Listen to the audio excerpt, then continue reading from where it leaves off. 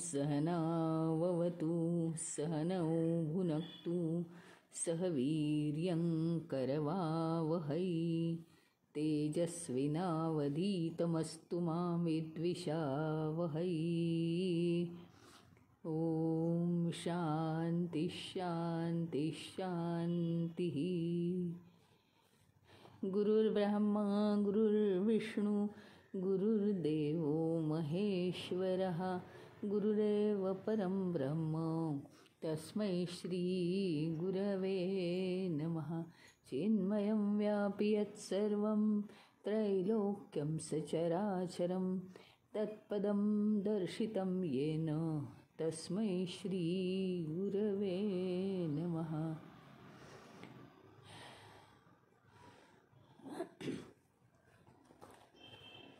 तर काल आपण बघितलं की नारदांनी कालच्या सूत्रामध्ये सांगितलं भक्ती कशी आहे, तर अमृतस्वरूपाचं अमृतस्वरूप आहे ती। अमृताचे दोन अर्थ पाहिले की अमर म्हणजे सगळ्या ज्या मर्त्य वस्तू आहेत त्याच्यापेक्षा ती वेगळी आहे, त्याला कधीही नाश पावत नाही भक्तीला।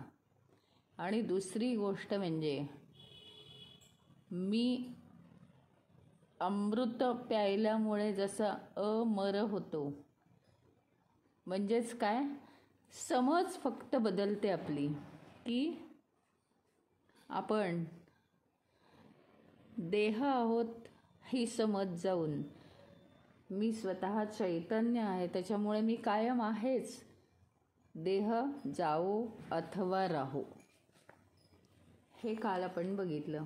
आता त्याच्या पुढचं चौथं सूत्र आपण पाहणार आहोत। अतिशय मजेशीर अशी सूत्र आहेत। आता या सूत्रात म्हणतात, हे थोडंसं मोठं सूत्र आहे, यल लब्ध्वा पुमान् सिद्धो भवति अमृतो भवति तृप्तो भवति। यल लब्ध्वा म्हणजे जी मिळाल्यावर, पुमान मनुष्य, सिद्धः भवति सिद्ध होतो। जी भक्ती प्राप्त झाल्यावर मनुष्य काय होतो, सिद्ध होतो।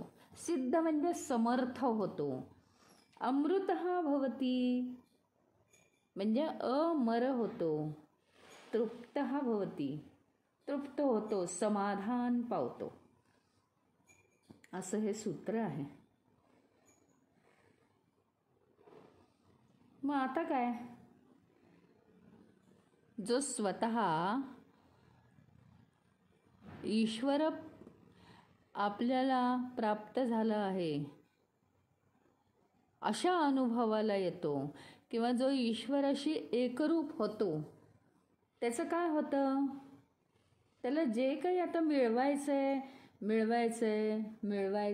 ते संपतं, ते सगळं आता मिळालेलंच आहे। म्हणजे ही ईश्वराची भक्ती प्राप्त झाल्यानंतर इतका तृप्त होतो, इतका पूर्णपणे समाधानी पावतो, हे आता मला काही नको आहे। उदाहरणार्थ काय आहे, तर आपण बघा,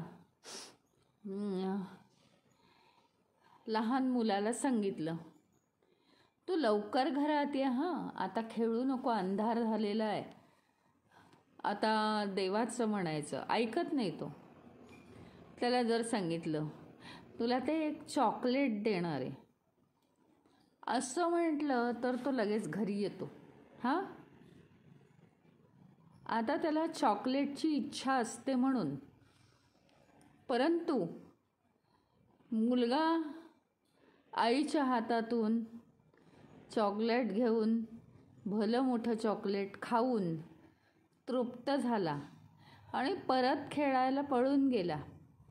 त्याला सांगितलं तुला मी चॉकलेट देईन, तू घरात ये, तो येत नाही। आत्ताच चॉकलेट खाल्लेलं असतं, समाधान पावलेला असतो। किंवा अजून एखादी गोष्ट की आपल्याला आहे ना, काही वेळेस काहीतरी खावंसं वाटतं, म्हणजे उदाहरणार्थ समजा काही पण, म्हणजे गुलाबजाम असेल, लाडू असेल, खावंसं वाटतं. अरे इतके छान लाडू, पण काय आहे माहिती का, आत्ताच जेवलो मी, माझं पोट भरलं आहे. म्हणजे काय, आता कितीही चांगलं काहीही आणा तुम्ही, मला इच्छा नाही. तसं होतं. ही भक्ती म्हणजे इतकी अमृत आहे. अमृत घेतल्यावर कोणी काही दुसरं काही मागेल का? अमृत प्यायल्यानंतर दुसरं कोणी काही मागेल का? तसं भक्तीचं आहे की आम्हाला जीवनभर खूप गोष्टी मिळवायच्या आहेत. नुसती मंदिरात जाऊन डोळे मिटून झालेली भक्ती घेऊ नका तुम्ही. त्या भक्तीचं काय आहे, ती भक्ती म्हणजे थोडे थोडे अनुभव आहेत, क्षणाक्षणाचे अनुभव आहेत. पण इथे नारदांनी सांगितलेली भक्ती ही पूर्ण भक्ती आहे, पूर्णपणे ईश्वराशी एकरूप झालेली भक्ती आहे.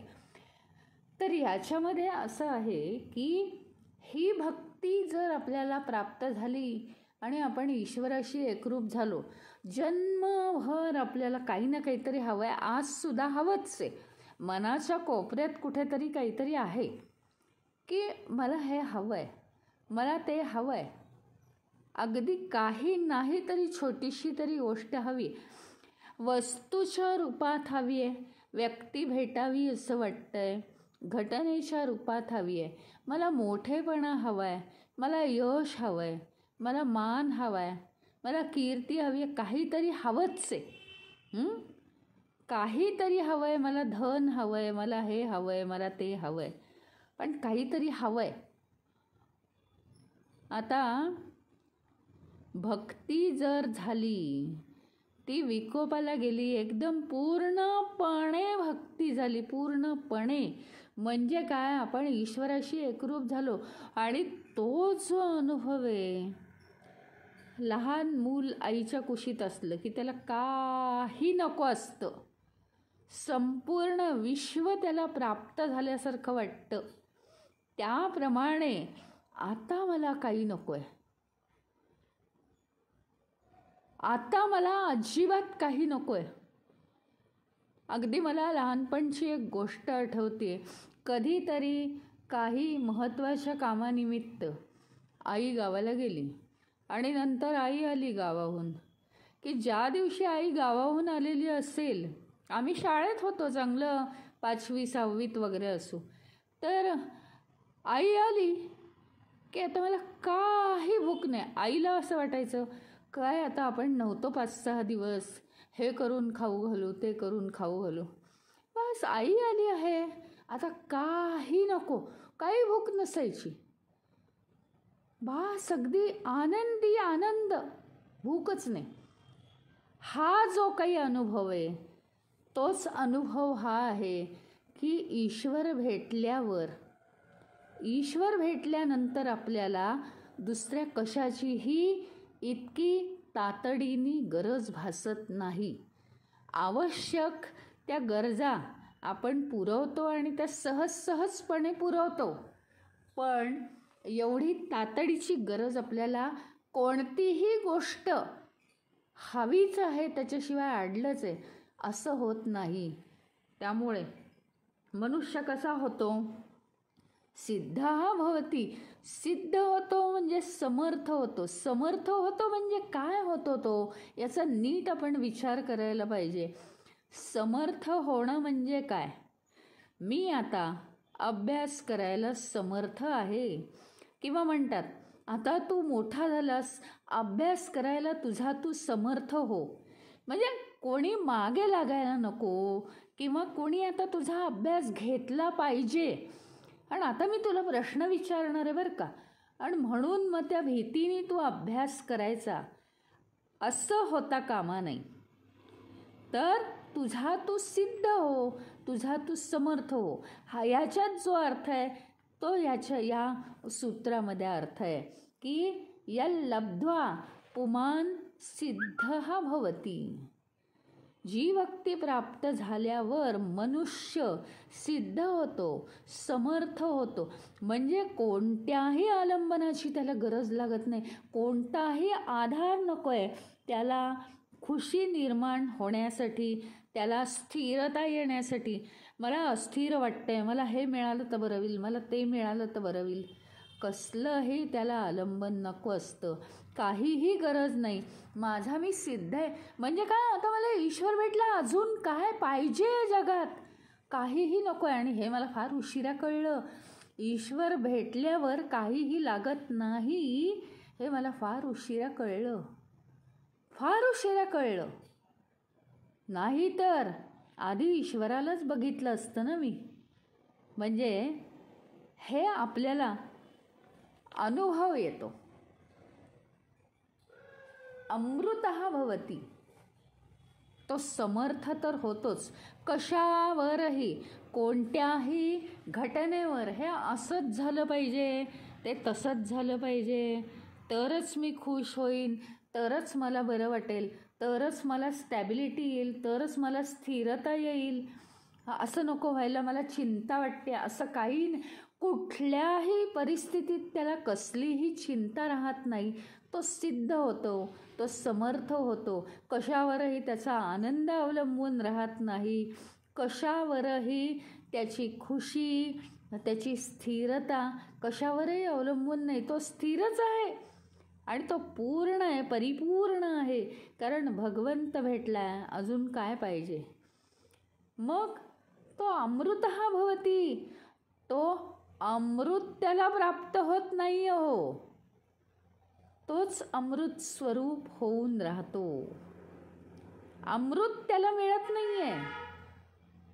अमृतः भवती, तोच अमृत होतो, म्हणजे तो अमर होतो.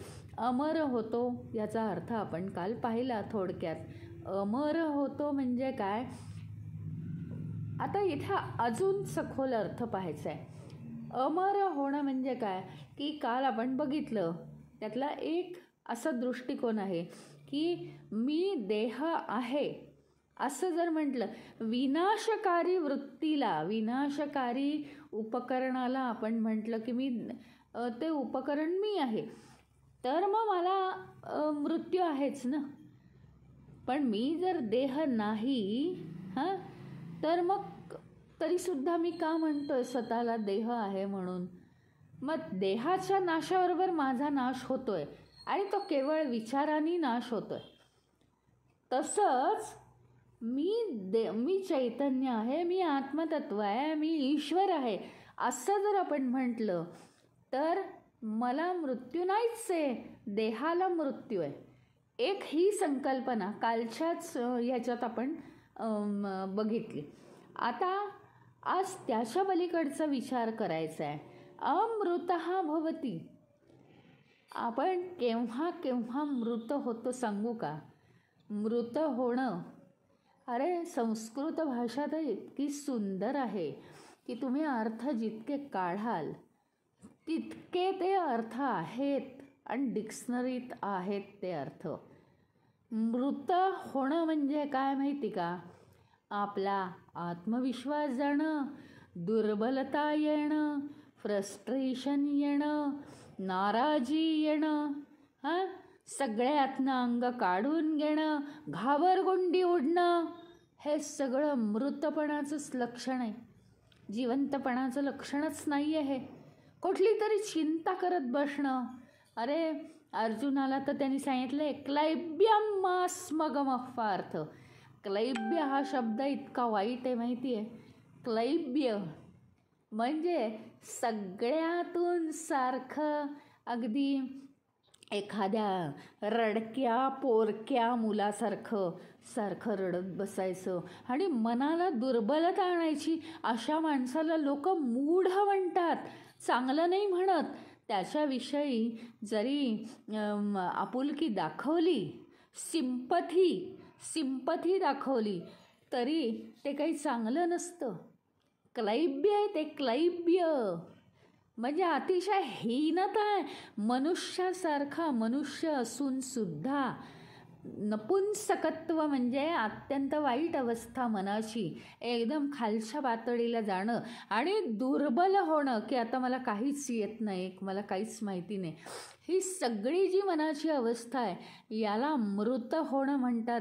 जिवंतपणी मृत होणं. प्रत्येक वेळी आता कसं होईल, झालं. आपण या स्थिरतेपासून, परमतत्वाच्या स्थिरतेपासून आपण हललो की काय होतं, आपल्या मनाला दुर्बलता येते. आणि दुर्बलता येणं हे अत्यंत वाईट आहे. दुर्बलता यायला नको आपल्याला. ती दुर्बलता येणं अत्यंत वाईट आहे मनाला. कारण श्रीकृष्णानेच हे सांगितलं आहे की ह्या क्लैब्य असणं मनाला हे खूप वाईट हीन अवस्थेचं लक्षण आहे. म्हणून तो स्वतःच अमृत होतो. कशातही तो डगमगत नाही आणि कशातही त्याचं मन खालच्या दिशेने वाहत नाही. तो स्थिर राहतो आणि समर्थ होतो, अमृत होतो आणि तृप्त होतो. तृप्त होतो म्हणजे कशाचीही त्याला समाधानासाठी दुसऱ्या कोणत्याही सोल्युशनची त्याला गरज राहत नाही. अशा रीतीने तो तृप्त होतो. म्हणजे कोणतीही शक्ती काय आहे, शारीरिक शक्ती कशामुळे होते, आपल्याला शारीरिक शक्ती कशामुळे येते, तर आपला आहार उत्तम पाहिजे, निरोगीपणा येण्यासाठी. शारीरिक शक्ती अजून कशामुळे येते, तर दूध, पेय, व्यायाम, फळं. व्यायाम करतो आपण, प्राणायाम करतो, कोणी योगा करतं वगैरे, यांनी आपल्याला शारीरिक शक्ती प्राप्त होते. मानसिक शक्ती कशामुळे प्राप्त होते, तर मानसिक शक्ती आपल्याला आपण जप केला, तप केलं, पूजा केली, ध्यान केलं, ध्यानस्थ बसलो.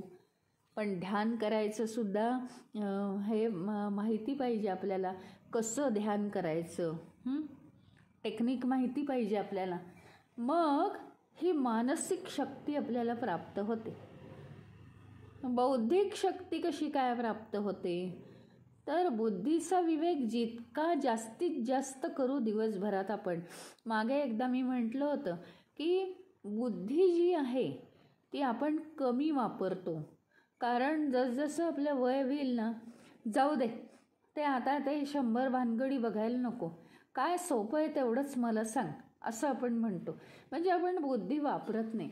पण बुद्धी जर आपण वापरली तर काय होतं, बुद्धी जर आपण वापरली तर ती अधिकाधिक सूक्ष्म होत जाते. आणि म्हणून बुद्धीचा वापर झाला पाहिजे. मग हा बुद्धीचा वापर जितका जास्तीत जास्त करू तितकी आपली बौद्धिक ताकद वाढते. मग अशी सगळी जी शारीरिक, मानसिक आणि बौद्धिक ताकद आहे, ही ताकद आपल्याला केवळ परमेश्वराच्या प्राप्तीने होते. केवळ ईश्वर भेटलेला आहे, बास. उत्साहच उत्साह, प्रेरणाच प्रेरणा. कशाचीही गरज राहत नाही, कशाचीही गरज राहत नाही आपल्याला. तीनही प्रकारची शक्ती आपल्या अंगात येते. त्याचप्रमाणे सिद्धः भवतीमध्ये आपल्याला सिद्धीसुद्धा प्राप्त होतात. मनात जो विचार आणू तो विचार कल्पवृक्षासारखा पूर्ण होतो. अशा अष्टसिद्धीसुद्धा प्राप्त होऊ शकतात, पण ती जर खरी भक्ती केली तर. आता त्या सिद्धी प्राप्त होतात. सिद्धी प्राप्त झाल्यावर काय होतं ते तुम्हाला सांगते. म्हणजे हे भक्तीच्या सूत्रात सांगितलं आहे म्हणून फक्त मी सांगणार आहे, नाही तर सिद्धी या विषयावर मी बोलतच नाही.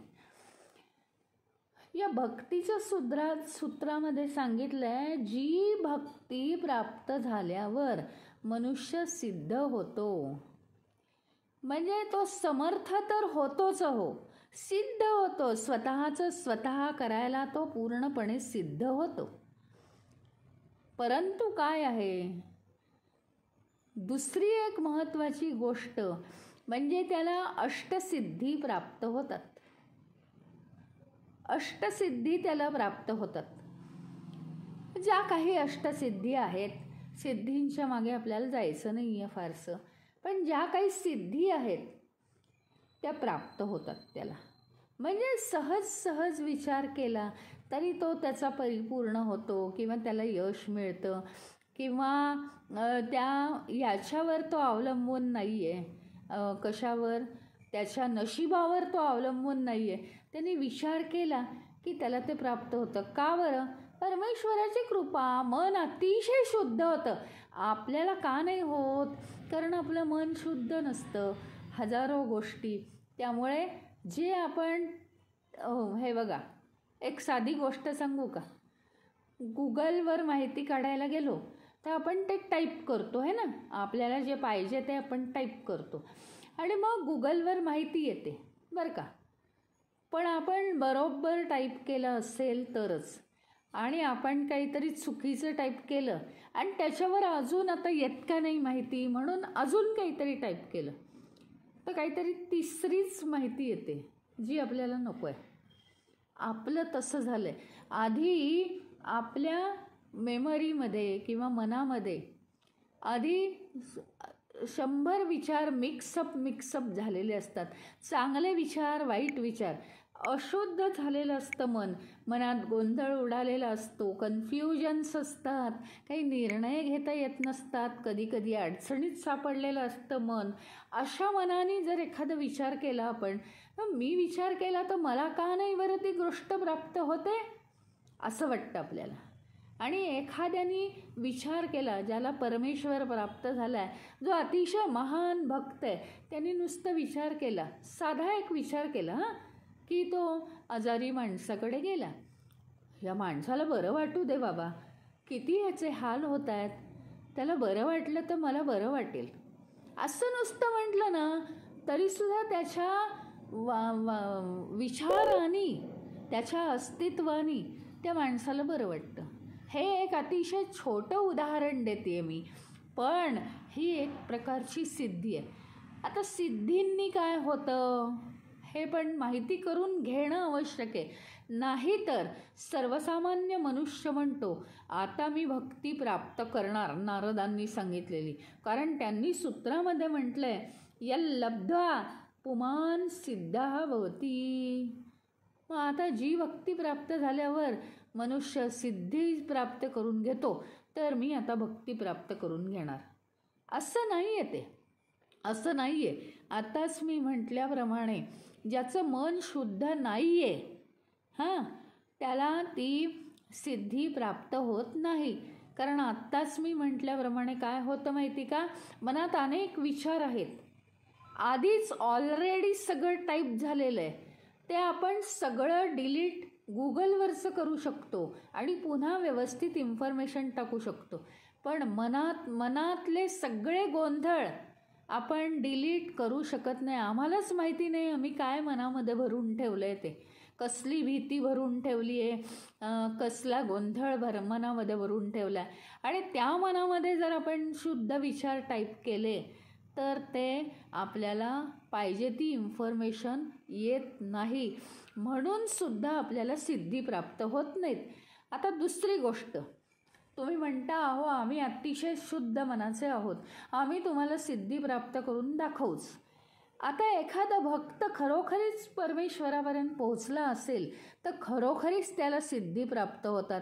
पण इथे खरी परीक्षा असते परमेश्वराची, खरी परीक्षा असते. आपण शिवपुराणामध्ये अनेकदा पाहिलं आहे की म्हणजे विशेषतः पार्वतीची सुद्धा परीक्षा घेतलेली आहे शिवजींनी, की खरोखरी हिचं प्रेम आहे का, खरोखरी हिची साधना योग्य आहे का.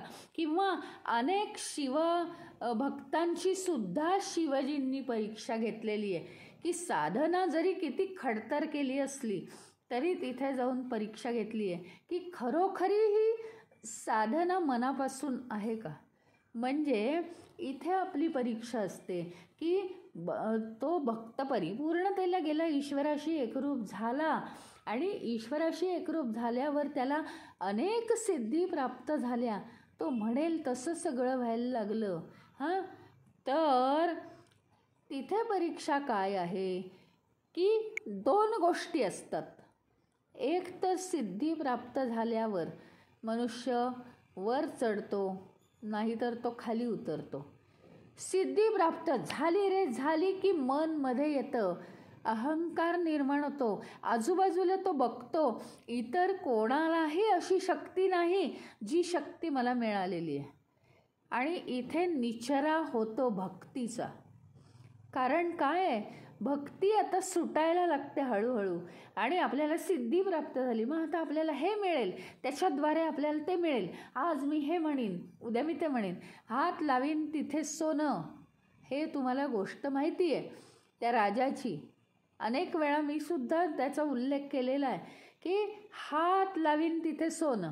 म्हणजे राजा म्हणतो, देव त्याला प्रसन्न होतो, तर राजा म्हणतो की जिथे मी हात लावीन त्याचं सोनं झालं पाहिजे, म्हणजे मला हे राज्य चालवायला सोपं जाईल.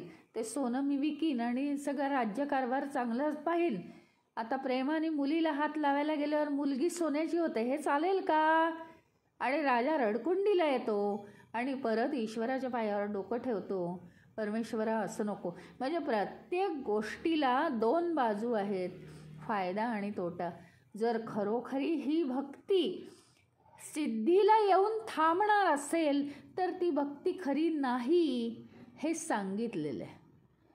सिद्धीला येऊन ती थांबणार असेल तर ती भक्ती खरी नाही.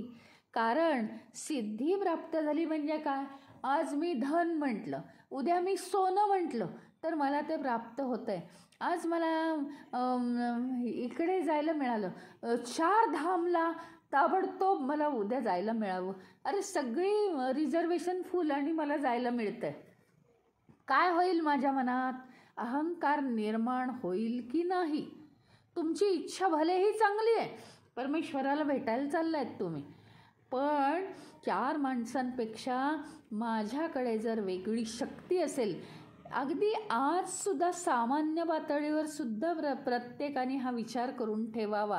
प्रत्येकाकडे आजसुद्धा परिपूर्ण तुम्ही भक्त व्हाल की नका हो, पण तरीसुद्धा आजसुद्धा प्रत्येकाकडे एक वेगळी शक्ती आहे, इतरांपेक्षा ती वेगळी आहे. आणि तो त्याच्या जीवावर अहंकारी होतोय. जर तो अहंकारी झाला मनुष्य तर भक्तीपासून दूर जातो. भक्ती त्याला कधीही जवळ करत नाही, कारण परमेश्वराला पूर्णपणे शुद्ध मन हवंय.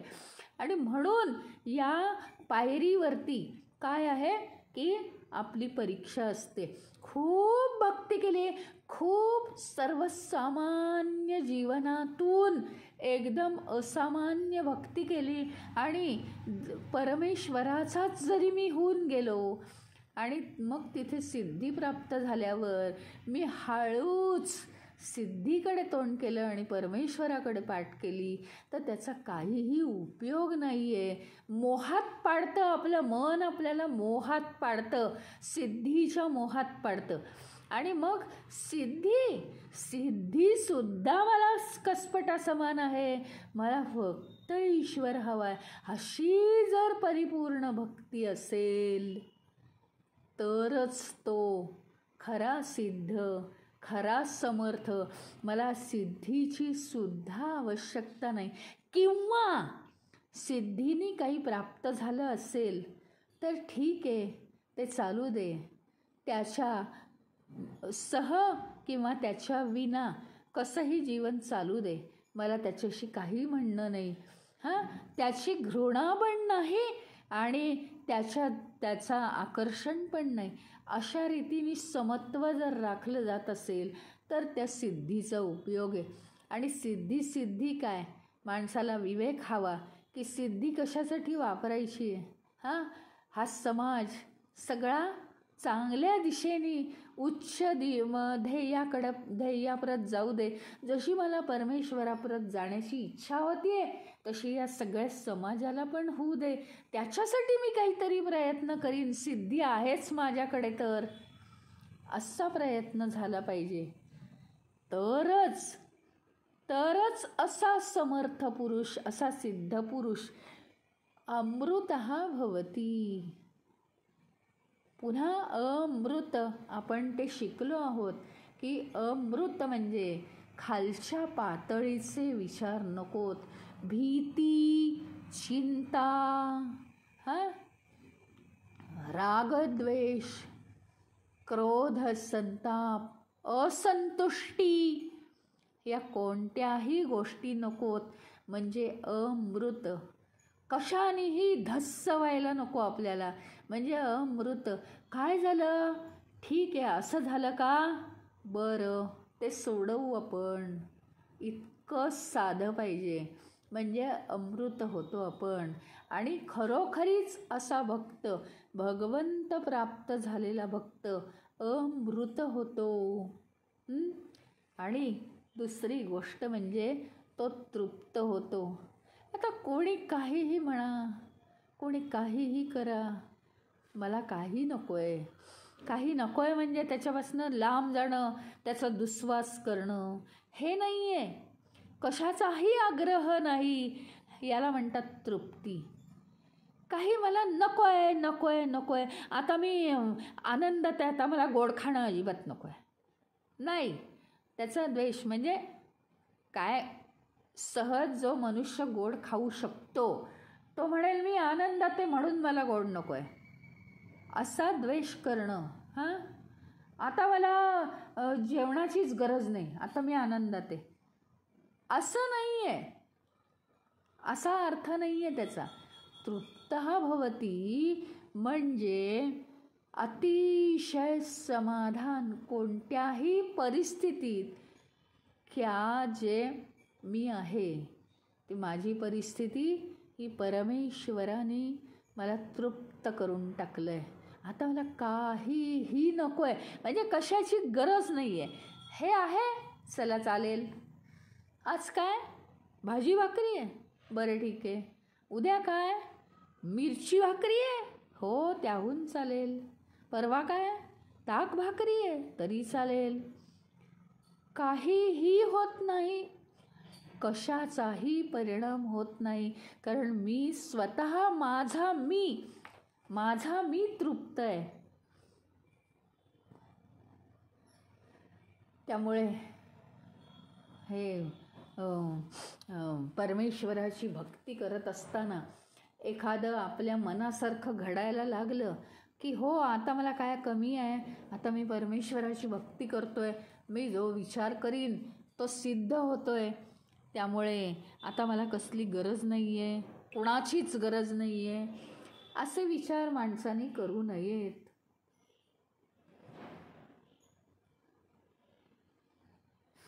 काय असतं की सिद्धीची सुद्धा ज्या भक्ताला जास्त किंमत नाही आहे मनामधून, किंवा दुसरा भक्त असाही असतो की ती सिद्धी कशासाठी होऊ दे, तर मला आता ही इच्छा आहे की मला मिळालेलं ज्ञान जास्तीत जास्त लोकांना प्राप्त होऊ दे, म्हणून जास्तीत जास्त लोकांनी अटेंड करू दे. अशी सिद्धी जर वापरली, ईश्वरी ज्ञान मला जास्तीत जास्त लोकांना सांगता येऊ दे, त्याच्यासाठी जास्तीत जास्त लोकांनी जॉईन होऊ दे या वर्गाला, अशी जर सिद्धी वापरली त्यांनी, तर ती चांगली सिद्धी आहे.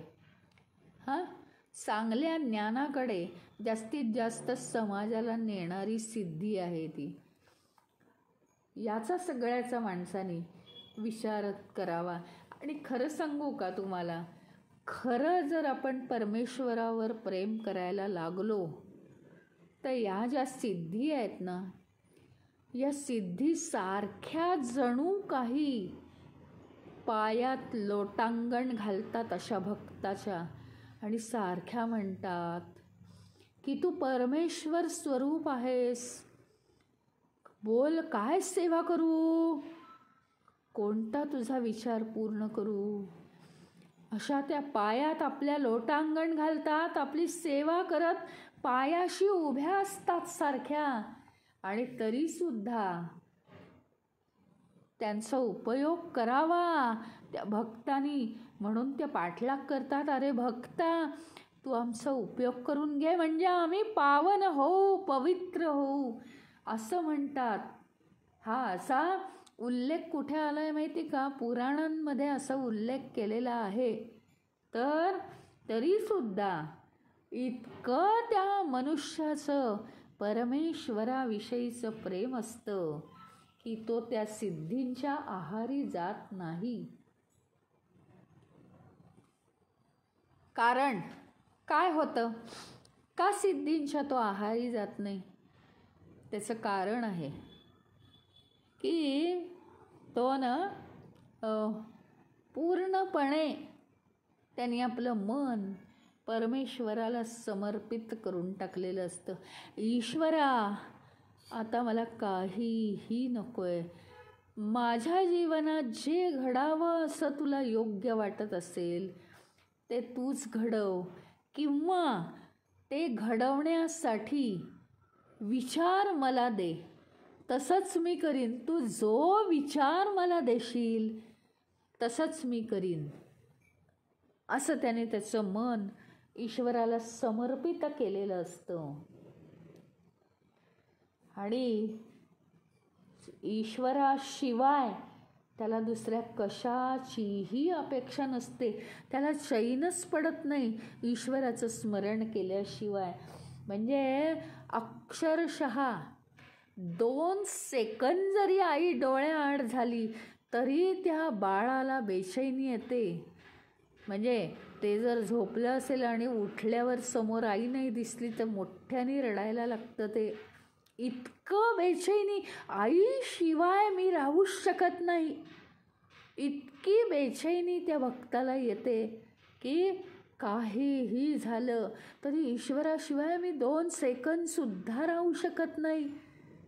त्याच्यामुळे त्याला ईश्वराशिवाय काहीही, अरे तुम्ही काहीही द्या, सोनं द्या, आवडता पदार्थ द्या, की स्वर्ग द्या, अप्सरा द्या, की काहीही द्या, ते सगळं त्याला फिक्कं आहे. ईश्वराशिवाय त्याला चैनच पडत नाही. अशी ही खरी भक्ती आहे. म्हणजे तुम्ही जर म्हटलं, अरे ईश्वराने जर उद्या म्हटलं, हे बघ तू माझ्या मागे नको येऊस, तुला ब्रह्मपद देतो, तू या सृष्टीची निर्मिती करू शकशील, तरी नाही, ती तसली सुद्धा सिद्धी त्याला नको असते. नाही परमेश्वरा, तुझ्या अस्तित्वात जे सुख आहे ते दुसऱ्या कशातही नाही. कशाचीही अपेक्षा नाही. तो ईश्वर म्हणतो मी तुला मोक्षपद देतो. नाही, मोक्ष नको मला. ईश्वरा, मला तुझ्या सानिध्यात जो आनंद मिळतोय तोच. आता काहीही नाही, समोर काहीही ठेव, त्याची मला आकर्षणच राहणार नाही. मग आता सिद्धी कुठल्या, मोक्षसुद्धा नको आहे. मला मोकळंही व्हायचं नाही परमेश्वरा तुझ्या भक्तीतून. मला मुक्ती पण नको आहे, मला ब्रह्मपद नको आहे. मला या विश्वाची निर्मिती करून मी काय करू? मी तुझ्यापासून लांब जाईल. मला ही अवस्थाच आता सोडायची नाही. ईश्वराचं बोटच सोडायला तो तयार होत नाही. हे परमप्रेम, हे स्वयं फलस्वरूप असतं आणि परमप्रेमाची ही संपत्ती आहे.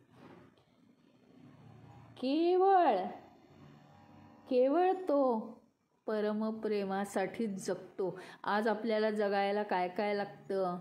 सगळ्या वस्तू लागतात, व्यक्तींची रिलेशन्स लागतात, आणि काय लागतं अजून? अन्न, फळं, धान्य, हे सगळं लागतं आपल्याला, नाही का? मग आपल्याला जगण्यासाठी आज काय काय लागतं? शारीरिक जीवनासाठी आपल्याला आहार विहार लागतो. मानसिक जीवनासाठी आपल्याला आपले विचार उत्तम ठेवावे लागतात. बौद्धिक आरोग्यासाठी आपल्याला काय काय लागतं, बौद्धिक जीवन जगण्यासाठी आपल्याला विवेक करावा लागतो, निर्णय घ्यावे लागतात. दृढ विश्वास, दृढ निश्चय करावा लागतो. पण त्याला काहीही लागत नाही जीवन जगण्यासाठी. केवळ आणि केवळ ईश्वराच्याच पदरात राहावं, इतकं ते सुखदायक असतं. त्याला जगण्यासाठी कशाचीही, आपण अन्नावर जगतो आणि अन्न मिळालं की मग आपल्याला अजून 4 गोष्टी हव्या असतात विलास करण्यासाठी, म्हणजे मनोरंजन करण्यासाठी. पण त्याला यातलं काहीच लागत नाही भक्ताला. केवळ भगवंताच्या प्रेमासाठी नुसतं ईश्वराचं नाव जरी काढलं तरी तो भगवंताच्या प्रेमात पडतो. इतका तो भगवंताशी एकरूप झालेला असतो. त्याला अतिशय तृप्ती, म्हणजे अतिशय तहानलेल्याला कशी पाणी प्यायल्यावर तृप्ती होऊन जाते की फार बरं वाटलं. खूप ऊन, कुठेच पाणी मिळालं नाही आणि अगदी छान थंडगार माठातलं पाणी मिळालं संध्याकाळी कोणाकडे तरी. इतकं बरं वाटलं. आता काही नको मला, आता सरबत नको, चहा नको, खाणं नको, काही नको, पाण्यानेच इतकं बरं वाटलं. हे कसं आहे, तशी संपूर्ण जीवनभर इकडे तिकडे भटकून इतकी तहान लागलेली असते, समाधान होत नाही. कोणतंही हे जे जीवनरूपी, विश्वरूपी, वस्तू, व्यक्तिरूपी पाणी आहे, त्या कशानेही आपलं समाधान होत नाही. ते समाधान ईश्वर भक्तिरूपी पाण्याने होतं. काहीही नाही, पूर्णपणे जीवनभराची तहान भागते आपली, पूर्णपणे तहान भागते. आणि अतिशय समाधान, की जे समाधान आपल्या जीवनातनं कधीही जात नाही, कधीच संपत नाही, कशाचीच त्याच्यामध्ये कमतरता नसते. एक जर आपण सरबत प्यायलो, अहो हे जरा आंबट झालंय, जरा साखर पाहिजे, नाही याच्यात थोडंसं मीठ कमी पडलंय, मग ते जरा फारच स्ट्रॉंग वाटतंय, मग पाणी घालू का, असं यात राहतच नाही. एकदा भक्तिरूपी अमृत आपल्याला प्राप्त झालं की कशाचीही कमतरता नाही, एकदम परफेक्ट.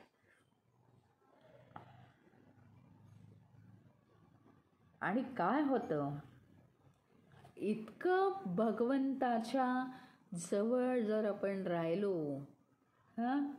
इतकं स्थैर्य येतं जीवनात, ही संपूर्ण या विश्वात परिवर्तनं होतात.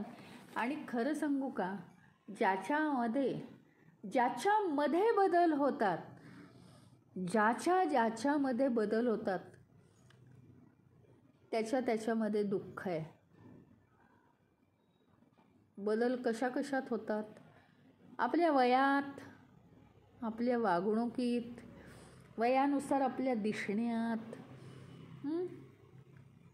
आपल्या उंचीमध्ये बदल होतात, आपल्या वाढीमध्ये बदल होतात, आपल्या आहार विहारामध्ये बदल होतात, आपल्या आवडीनिवडींमध्ये बदल होतात, आपल्या विचारांमध्ये सकाळी एक विचार असतो आणि तो दुपारी राहत नाही, किंवा एखाद्या विषयाची खूपच गरज, काय हे असं नाही झालं, तसं नाही झालं, हे व्हायला हवं होतं, ते व्हायला, आता 2 दिवसांनी विचारलं, असं नाही झालं का तुमच्या जीवनात, हवं होतं ना तुम्हाला ते, हवं होतं पण नाही झालं, आता काय करणार, म्हणजे शांत होतो आपण.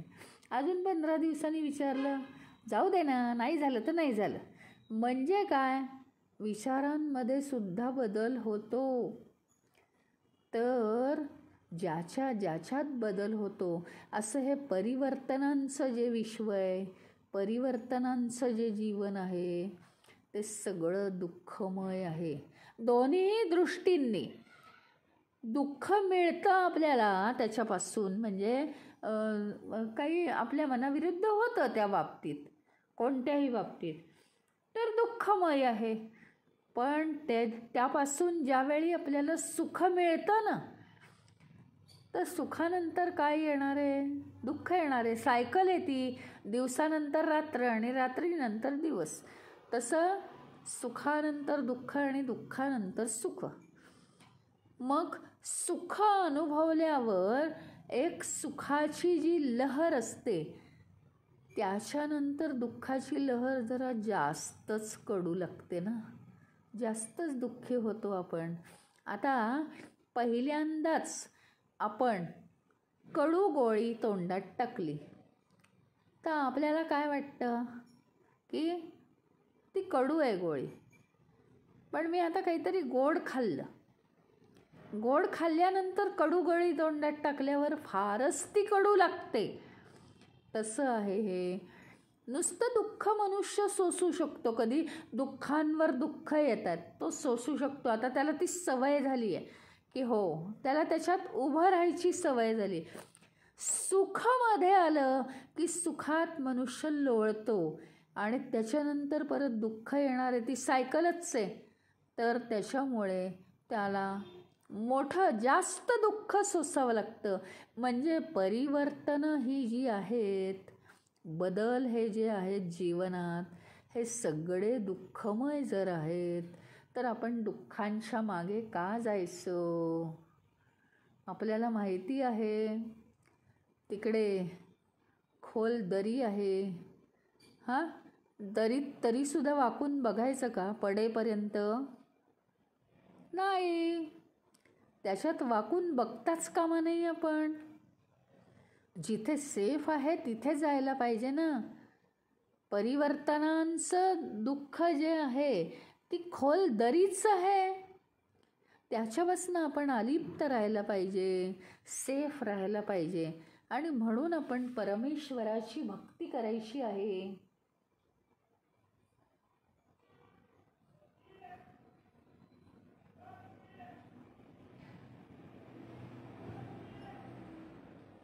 खरं म्हणजे आपल्याला अनेक जीवनात क्षण येतात, प्रत्येक वेळी काही कारणच नसतं बरं का आनंदाचं. प्रत्येक वेळी आनंदाचं कारणच नसतं. नुसतं निसर्ग पाहून सुद्धा आनंद होतो आपल्याला. नुसता निसर्ग, किती छान आज सूर्य उगवला, किती लाल लाल आहे सूर्य, काय दिसतंय सुंदर आकाश म्हटलं तरी आपल्याला आनंद होतो. किती छान फूल आहे, काय सौंदर्य आहे, तरीसुद्धा आपल्याला आनंद होतो. हा खरा ईश्वरी आनंद आहे. हे आपल्याला क्षण मिळतात पण ते पकडता येत नाहीत. हे सगळे क्षण हे ईश्वराच्या चरणांशी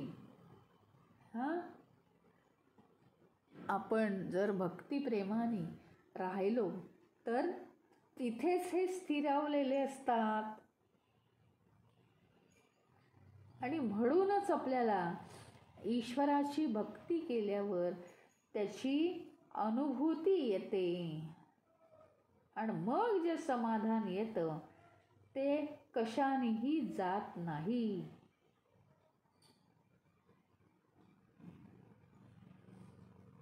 आता ह्या जीवनातले जगत असताना आपल्याला सगळ्यांच्या वाट्याला सुख आणि दुःख आहेत. तुम्ही म्हणाल मग नाही आहेत का सुख आणि दुःख? अहो, सुख आणि दुःख आहेतच हो.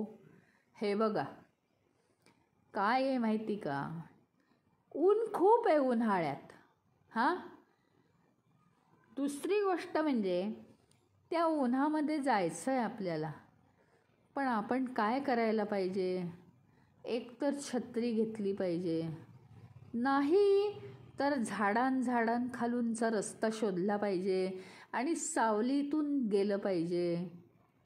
मग आपल्याला बरं वाटेल का नाही? टोपी घातली पाहिजे, म्हणजे त्याच्यापासून रक्षण करायचं. म्हणजेच काय करायचं? उन्हापासून दूर राहण्याचा प्रयत्न करायचा. त्याचप्रमाणे आपण आजारी पडलो, मग आपल्याला काय डाएट सांगितलं आहे, हे खाऊ नका, ते खाऊ नका, आपण त्याच्यापासून दूर राहतो.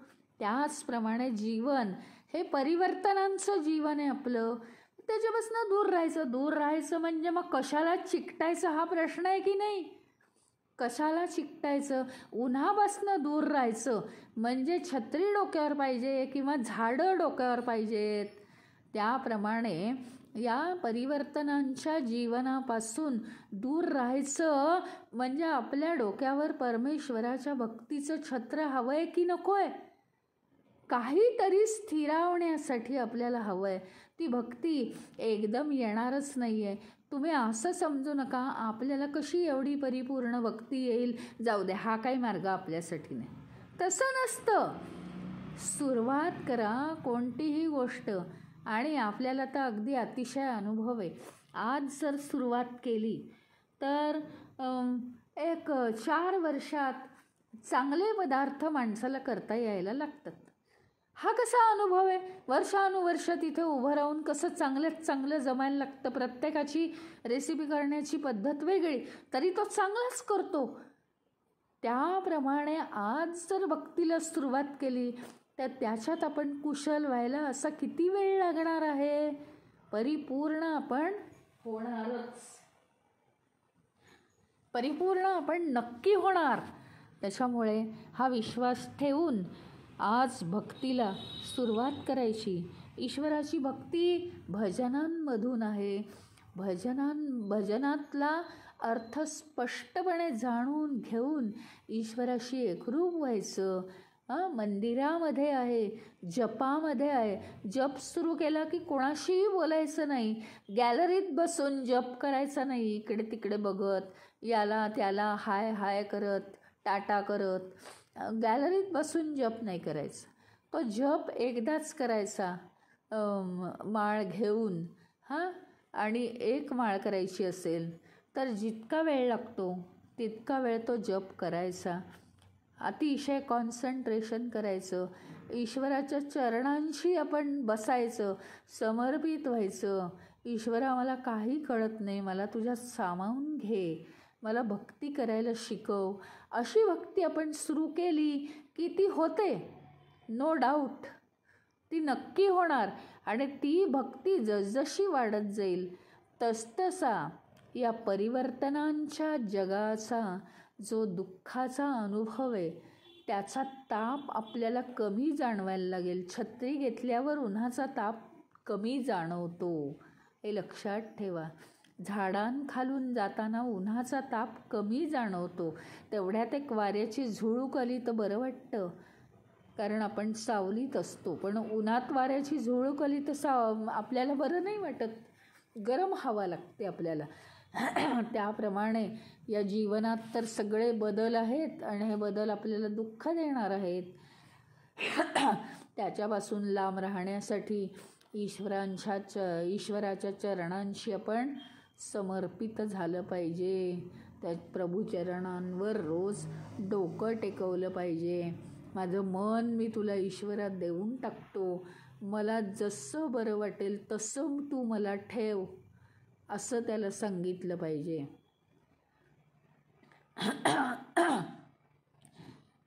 ओम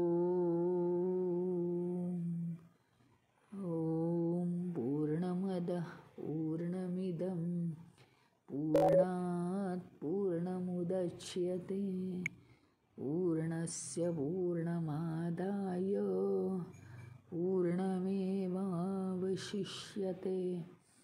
ओम शांती शांती शांती. हरि ओम.